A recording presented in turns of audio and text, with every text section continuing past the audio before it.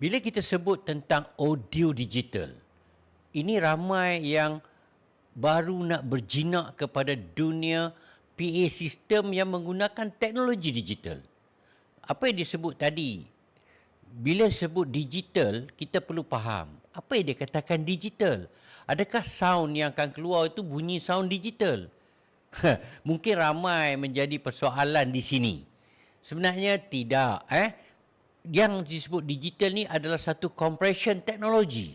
Kalau zaman dahulu kita menggunakan mixer analog, tak kisahlah jenama apa, baik Yamaha, Behringer dan juga apa sahaja.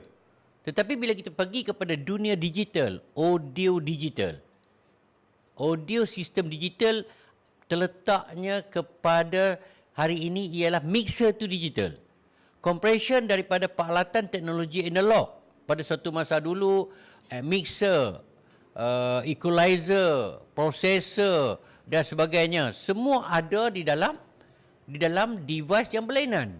Tetapi bila kita bercakap tentang teknologi digital, bermaksud dia mixer digital itu telah dikombine. Semua apa yang saya sebut tadi itu berada dalam mixer tersebut.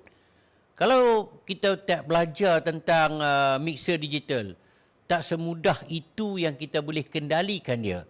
Memang hari ini kita dah beralih kepada mixer digital. Sebab mixer digital ini memberikan compression yang sangat padat.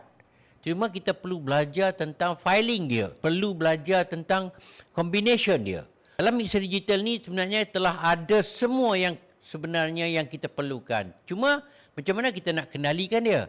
Inilah yang kita perlu belajar. Tak kisah mixer digital kita itu kecil, besar, jenama, baik ataupun tidak. Tapi sebenarnya kita perlu belajar macam mana nak kendalikan sound melalui proses mixer digital.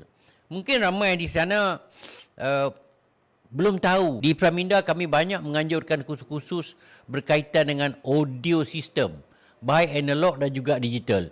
Kalau kita belajar kursus audio digital, kita sediakan mixer digital, kita sediakan amplifier, kita sediakan speaker dan sebagainya. Barulah kita dapat praktikal dengan jelas menggunakan mixer digital dan kita dapat atasi masalah-masalah yang sentiasa berlaku bila anda kendalikan peralatan di dewan-dewan masing-masing. Sebab tu kami di Praminda akan sentiasa up to date dengan teknologi, baik dari segi audio system, baik dari segi analog, digital dan juga prosesor-prosesor penting dalam teknologi audio system. Join Iframinda.